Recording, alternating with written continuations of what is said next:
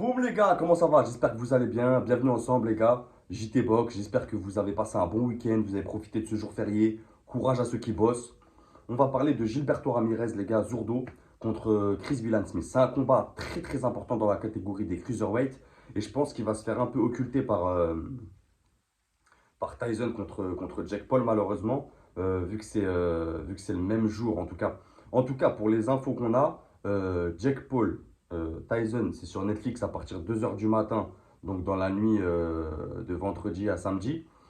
Et Gilberto Ramirez, ça sera samedi dispo sur DAZN les gars, en Arabie Saoudite à partir de 18 h.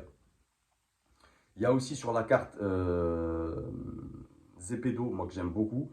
On a fait un sondage les gars. Merci à ceux qui votent, merci à ceux qui commentent comme d'habitude. Vous voyez Zurdo à 75% et Bill Smith à 25%. Donc on va essayer un peu ici de voir leur panel technique, même si on connaît ces deux boxeurs. Mais surtout d'en parler parce que ça reste un combat important, ça reste une unification chez les cruiserweight. Euh, pour ceux qui ne sauraient pas, je vais faire le distinguo entre unification et champion disputé. Unification, c'est quand un boxeur arrive à réunir 2 ou 3 ceintures dans une même catégorie. Champion indisputé, c'est quand il arrive à réunir les 4 ceintures majeures.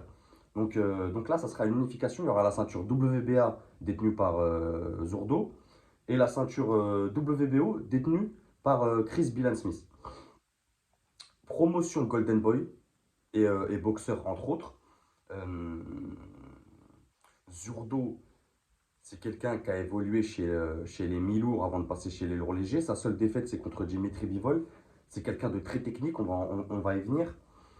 Donc chez les cruiserweight, les gars, en moins de 91 kilos, en 12 rounds. Zurdo, c'est top 1 mondial, champion WBA, top 1 mexicain, c'est 47 combats, les gars, donc beaucoup d'expérience, c'est 46 victoires, une défaite, 0 match nul. C'est 30 victoires avant la limite. Ça va pas être un gros puncher, mais ça va être quelqu'un de technique, vraiment, avec un fort débit et très précis. Ses débuts pro en 2009, donc ça commence à dater. Il a 289 rounds dans les pattes. C'est un gaucher, il fait 1,89 m. Il a 33 ans, donc il est encore super jeune. Son dernier fight, c'était en mars 2024 contre Arsène Goulamerian. Victoire à la décision unanime en 12 rounds. Voilà, Goulamerian dépassé techniquement. Je vous renvoie à la vidéo d'analyse des pronos que j'avais fait avant fight. Pour moi, il n'y a pas photo sur ce match. Et c'est là qu'il prend la ceinture WBA.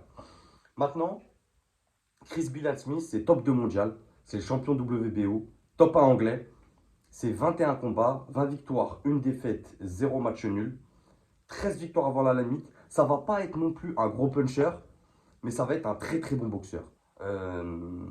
Ses débuts pro, c'est en 2017. Il a 140 rounds dans les pattes. Il est droitier, il fait 1,91 m. Donc c'est des grands boxeurs, les mecs.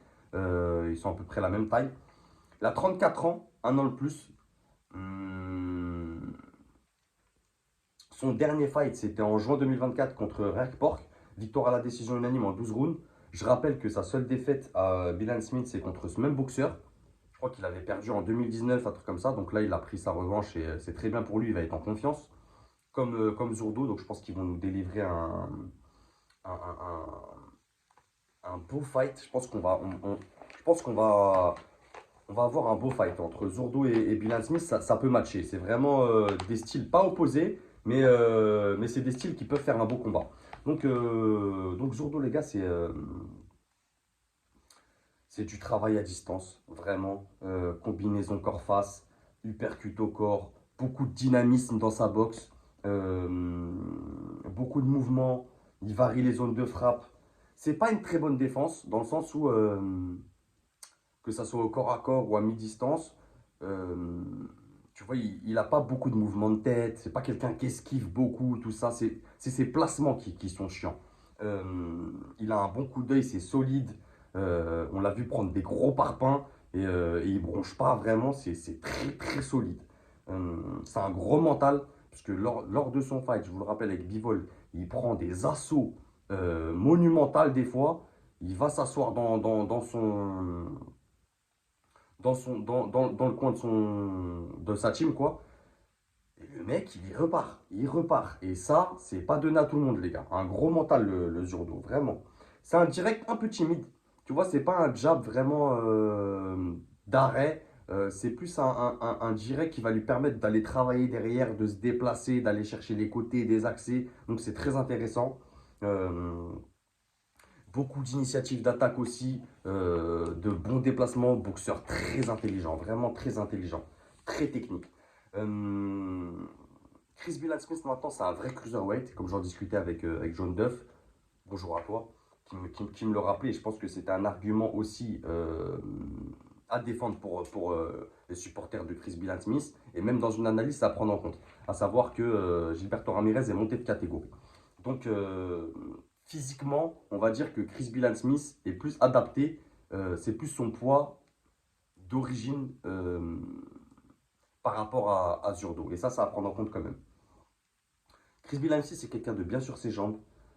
Attention parce qu'il a tendance à laisser rentrer les jabs. Et j'ai peur que, avec cette tendance à laisser rentrer les jabs, vous voyez, il a une garde un peu ouverte. Là, c'est pas une garde où les points ils sont vraiment durs. On a du mal à rentrer. Il a une garde un peu ouverte. Ça fait que le premier jab, il va rentrer.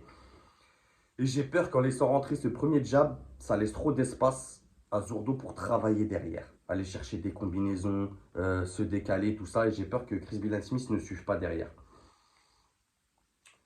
Chris Bilal Smith, il travaille plus à mi-distance. Ça veut dire c'est pas quelqu'un qui va bosser à distance, il va devoir se rapprocher. Pourtant, il est grand, vous allez me dire, il fait 1m91, mais c'est quelqu'un qui se sert très peu de son allonge. Il aime bien la mi-distance et le corps à corps. Euh, il avance beaucoup, avec peu de combinaisons. C'est pas quelqu'un qui va travailler sur 5, 6 coups, 3, 4 coups. C'est plus un ou deux coups, tu vois. Et pour aller bosser après derrière au corps à corps ou en intérieur, il travaille vraiment en intérieur. C'est un bon boxeur, mais pour moi, les gars, ça suffira pas. Je pense qu'il va être. Déjà, ça va manquer de puissance pour arrêter un Zurdo. Et techniquement, je pense que ça va être trop pour Bilal Smith. Il va être dépassé techniquement. Euh, je pense une victoire de Zurdo à la décision.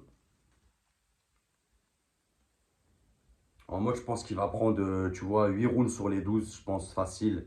Il va faire le boulot. Donc, donc après, voilà, je pense que s'il arrive à unifier, à prendre la ceinture WBA, WBO, ça nous laisse vraiment une catégorie ouverte. Sachant qu'il y a Geo Petaya, ceinture IBF, et Mikaël Yan, ceinture WBC, champion WBC. On sait que Mikaël Yan combat en décembre, donc il défendra sa ceinture WBC.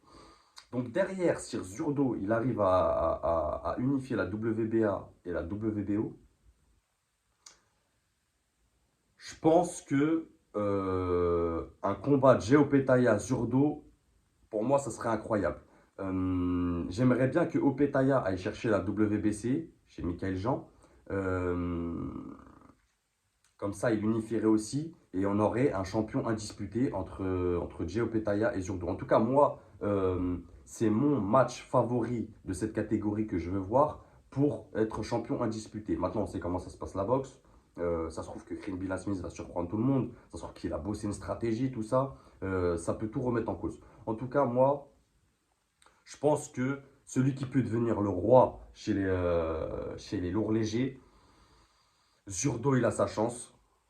Opetaya, j'aime beaucoup ce boxeur, vous le savez, mais j'ai décelé quand même des limites techniques, notamment sur son combat contre Bredis, même si Bredis était bien préparé. Euh, je ne sais pas si ça suffira contre Zurdo. Vraiment, à voir. C'est pour ça que c'est un combat que je veux voir. Et ça serait un gros test pour Opetaya, moi, ce combat. Donc voilà les gars, dites-moi ce que vous en pensez en commentaire. On se retrouve bientôt. Et n'oubliez pas, c'est que de la boxe. Bang